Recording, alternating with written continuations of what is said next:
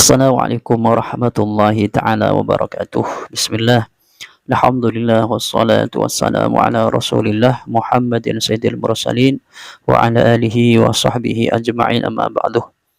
Ikhwana dan muslimin yang dimuliakan Allah, pada kesempatan kali ini kita akan mereaksi atau menanggapi salah satu video fatwa dari salah satu habaib yang melarang dan tidak memperbolehkan untuk memajang lukisan atau foto-foto dari khalifah atau wali songo. Tidak diperbolehkan karena menurut habaib ini itu adalah gambar yang tidak benar. Gambar itu jadi tidak boleh dipajang di rumah masing-masing atau di rumah masyarakat. Tapi sebelum kita panjang lebar menanggapinya, kita saksikan dulu videonya ya. Foto-foto lukisannya khalifah itu jangan dibeli, Pak ya. Jangan naruh fotonya khalifah, wali songo. Siapa yang menggambar wali songo? Tidak mungkin mereka itu mau digambar. Berarti di feeling, kok wani memfeeling wali songo. Mungkin niatnya cinta kita. Cek iling Sayyidina Umar. Bukan itu, ya. Tidak ada videonya, tidak ada fotonya waktu itu. Nah, jangan beli kaos, jangan beli lukisan wali songo, khalifah, jangan dibeli yang seperti itu. Kalau misalnya jenengan beli fotonya Habib Umar bin Hafid, jenengan taruh, kan memang itu benar dan tidak apa-apa. Misalnya jenengan mau pasang fotonya Habib Mundir, ahlan wa sahlan, tidak ada masalah, memang ada.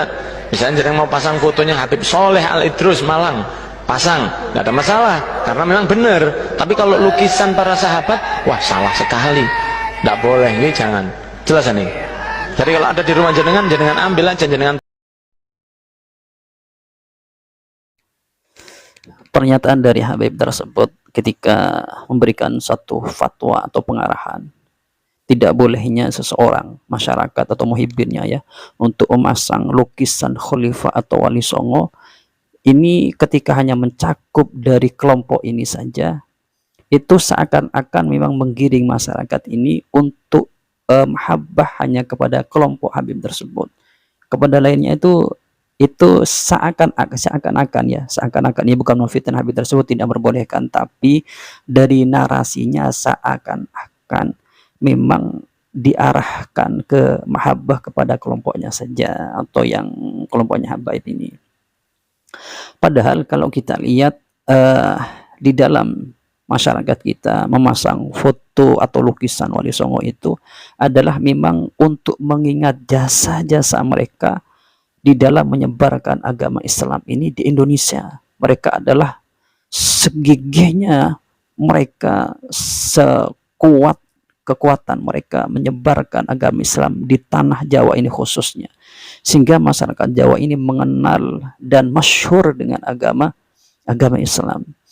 Ketika dilarang lukisan orang yang sangat berjasa di tanah Jawa ini khususnya dan umumnya di Indonesia ini, maka masyarakat timbul pertanyaan, bertanya-tanya, ada apa dengan Habib tadi, kok menganjurkan atau tidak memperbolehkan, bahkan suruh menurunkan bagi orang-orang yang sudah memajang foto dari khalifah atau lukisan khalifah atau wali songo, itu ada apa?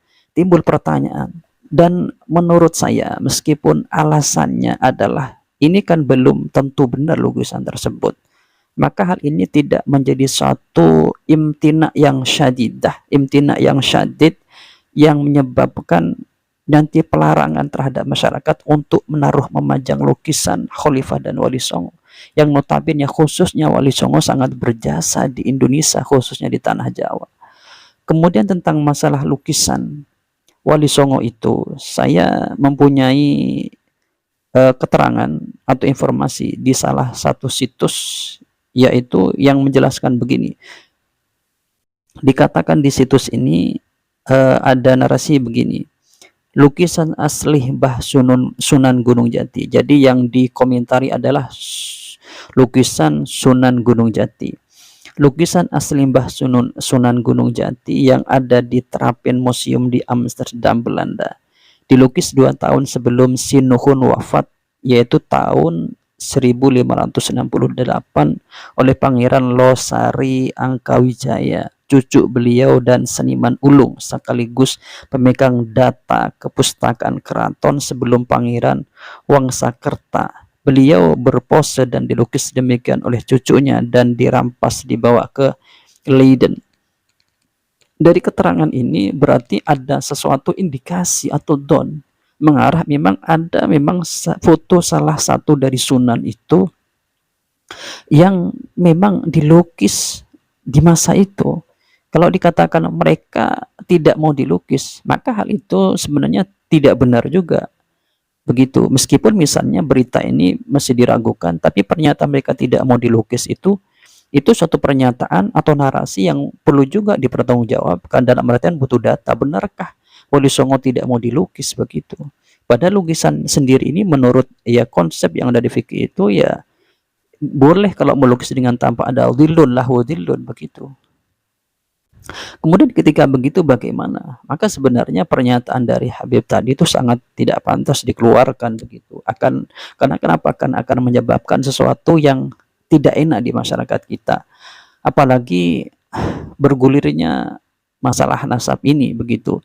Karena memang begini, kalau kita lihat ya tentunya teman-teman itu melihat arah daripada ceramah-ceramah yang disampaikan oleh Ba'alawi ini itu memang mengarah kepada doktrin kepada muhibbinnya untuk cinta kepada galangan Ba'alawi begitu. Bahkan kalau kita lihat dari realita yang ada beberapa sejarah yang dibelokkan sehingga semuanya masuk datanya atau sejarah itu muaranya ke Ba'alawi, sehingga ada salah satu Gus Gus Muafik menyampaikan kalau semuanya diklaim oleh Ba'alawi, terus pertanyaannya ngapain nenek moyang kita selama ini atau selama mereka hidup, ngapain? Apa enggak ngapa-ngapain?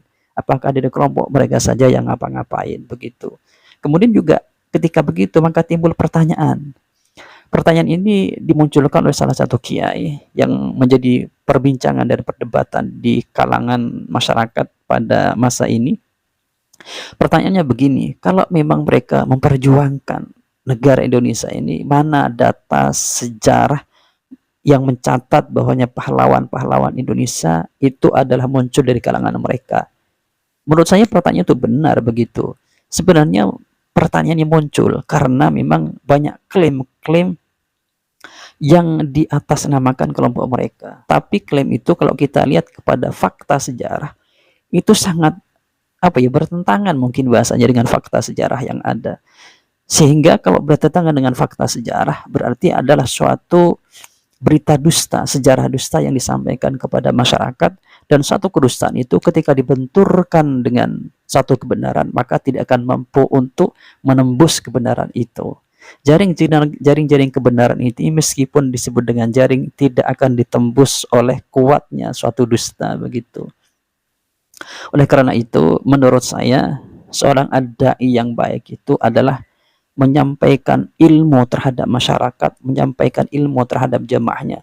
Bagaimana pentingnya mereka untuk mentauhidkan Allah, bagaimana pentingnya mereka untuk mengikuti sunnah, bagaimana pentingnya mereka untuk mengikuti pemikiran kaifiyah bermadhab ala ulama salafun saleh, sehingga tidak terpapar dengan akidah yang di luar ahli sunnah wal jamaah. Begitu, itu sangat baik menurut saya. Ketika hanya yang disampaikan dakwah dan di setiap dakwanya hanya untuk digiring cinta terhadap kelompoknya, maka ini bukan dakwah yang hakikatul dakwah, tapi adalah dakwah yang merupakan yang dibungkus dengan nama dakwah tapi sebenarnya ada kepentingan pribadi atau kelompok begitu. Ya mungkin itu yang dapat kami sampaikan dari kami, kurang lebihnya jazakumullah ahsanal jaza. Assalamualaikum warahmatullahi taala wabarakatuh.